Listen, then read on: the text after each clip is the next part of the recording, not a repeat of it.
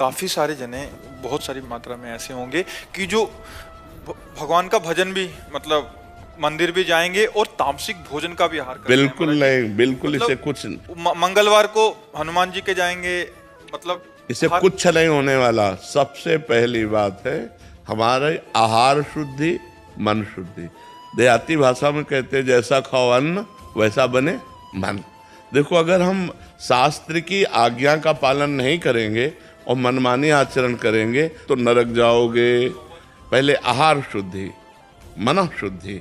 अगर जैसा खाओ अन्न वैसा बने मन। किसी भी प्राणी को दुख देना। हनुमान चालीसा का भी पाठ करते हैं। ये अपनी वासनाओं की, अपनी जिह्वा को थोड़ा रोको यार। शराब पीते हो, मांस खाते हो, अंडा खाते हो, इस तरह के व्यवहार करते हो और हनुमान जी और शंकर ये ऐसे प्रसन्न हो जाएंगे, ऐसे काम बन जाएगा? कुछ नहीं बन जाएगा। अवश्य में भोक्तव्यम कृतम कर्म शुभाशुभम। जो तुम कर्म करोगे तुम्हें भोगना पड़ेगा। चाहे मुर्गा हो, चाहे बकरा हो, सब जीव अपने प्राण बचाना चाहते हैं।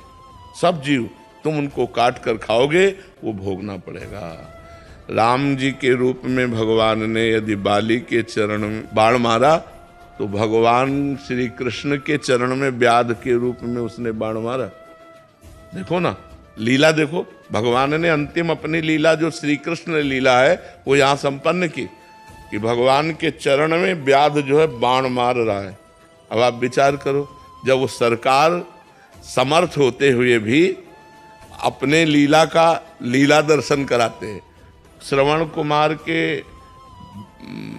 वध का संयोग बन गया दशरथ जी के हाथ से, शब्द वेदी बाण मार दिया।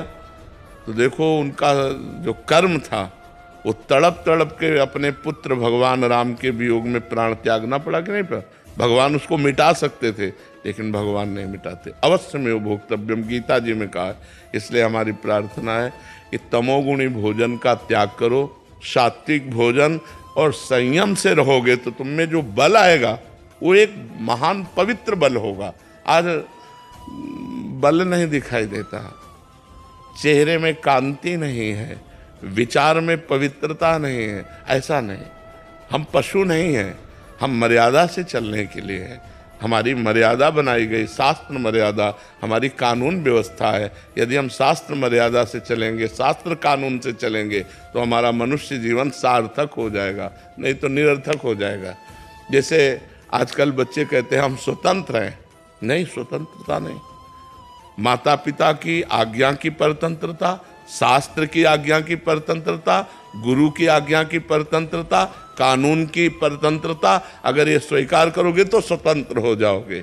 अगर मनमानी करोगे तो परतंत्र हो जाओगे। मनमानी स्वतंत्रता नहीं होती, मनमानी इंद्रियों की परतंत्रता होती।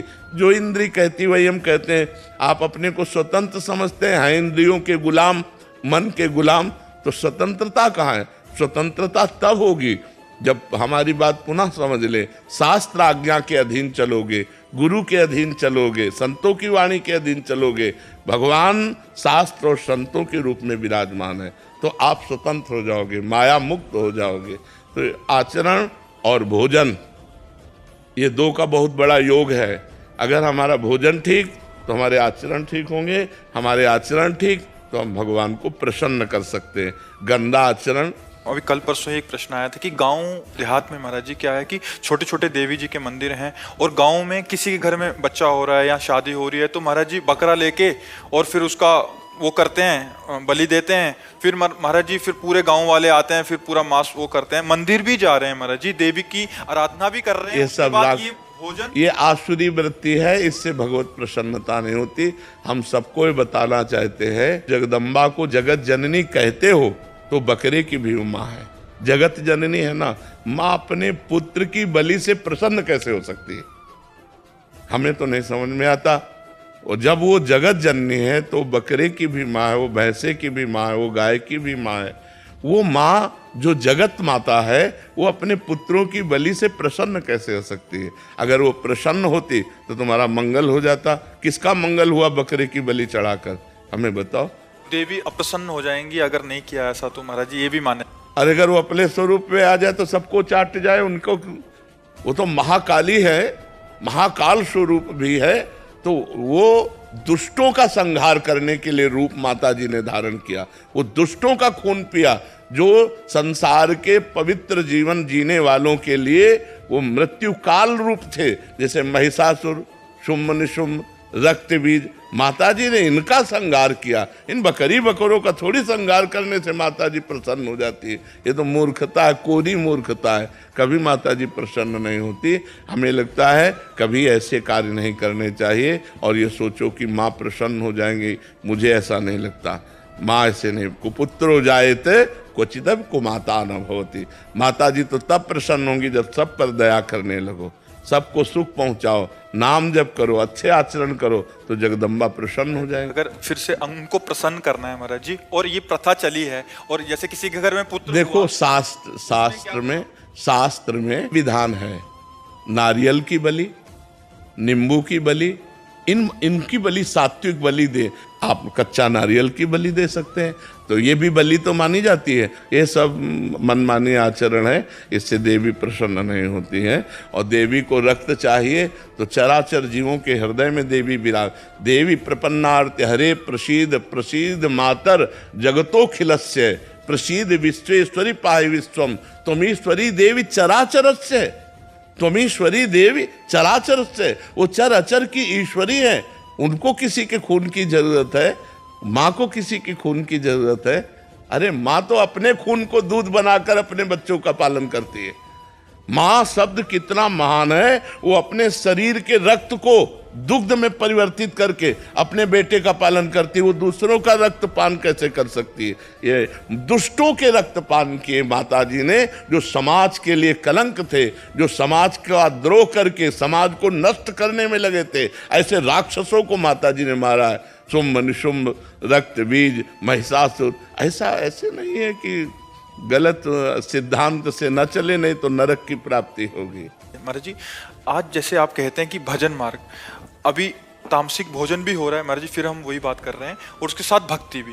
भक्ति का उद्देश्य है कि प्रभु का अगर हम पास जाएंगे या सोमवार को या मंगलवार को हम प्रभु के आगे हमारी कामनाओं की पूर्ति। महाराज जी, अगर उद्देश्य भगवत प्राप्ति हो, फिर तो महाराज जी उस उद्देश्य ही पता नहीं है। हाँ, लेकिन हम कह रहे हैं कि अगर हमें कामना की भी पूर्ति चाहिए तो हमको गलत आचरण छोड़ने पड़ेंगे, क्योंकि हम जो कामना की पूर्ति चाहते हैं उसमें पाप आचरण बाधा पहुंचाएंगे।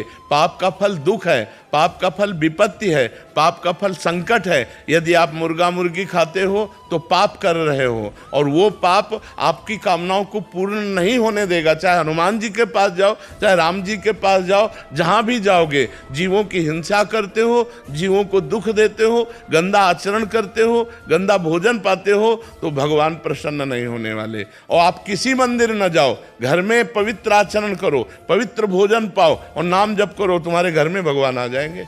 कहो सो कहाँ जहाँ प्रभु नाही, हरि व्यापक सर्वत्र समाना, प्रेम ते प्रगट होए मैं जाना। तो प्रेम कहाँ से आ जाएगा जब अपराध करोगे? इसलिए सब जो कामना भी पूर्ति चाहते हैं तो उनको चाहिए कि गंदा भोजन और गंदे आचरणों का त्याग करें, तो उनकी कामना जल्दी पूर्ण हो जाएगी, निश्चित पूर्ण हो जाएगी। समझते हैं कि मतलब मुर्गा और मछली का हिंसा करने से ये जीव हिंसा के अंतर्गत नहीं आता। क्यों नहीं आता? तुम्हारी अंगुली काटे तुम्हें कैसा लगेगा? दर्द नहीं लगेगा? उन जीवों को देखो, एक चींटी के भी पीछे अंगुली लगा के देखो, ऐसे वो भाग रही अपने प्राण रक्षा के लिए। क्या उनमें जीव नहीं है? क्या मुर्गा अपना प्राण बचाना नहीं चाहता? क्या पशु पक्षी प्राण बचाना नहीं चाहते? और जिनको ये है कि अगर हम खाएंगे नहीं तो सृष्टि बढ़ जाएगी, तो तुम अपने बैलेंस की चिंता करो। तुम्हारा बैलेंस जब परमात्मा बनाएगा तो तुम्हारे होश उड़ जाएंगे। वो परमात्मा का 3 कार्य है: सृष्टि रचना, सृष्टि पालन करना और सृष्टि का संहार करना। वो भी अपने आप में लय कर लेता है। वो प्रलयंकारी परमात्मा है, वो काल का भी काल है, वो महाकाल है। वो जिस समय जैसा चाहता है वैसा अपना बैलेंस बनाता रहता है। सृष्टि का बैलेंस बनाना उसका कार्य है, हमारा कार्य नहीं है। हमारा कार्य है उसकी आज्ञा के अनुसार चलना। हम मनुष्य, हम राक्षस नहीं है। तो हमें सबसे प्रार्थना है कि मांस, मदिरा, अंडा, पराई स्त्री से व्यभिचार, इनका त्याग करो तो तुम्हारा जीवन सुखमय हो जाएगा।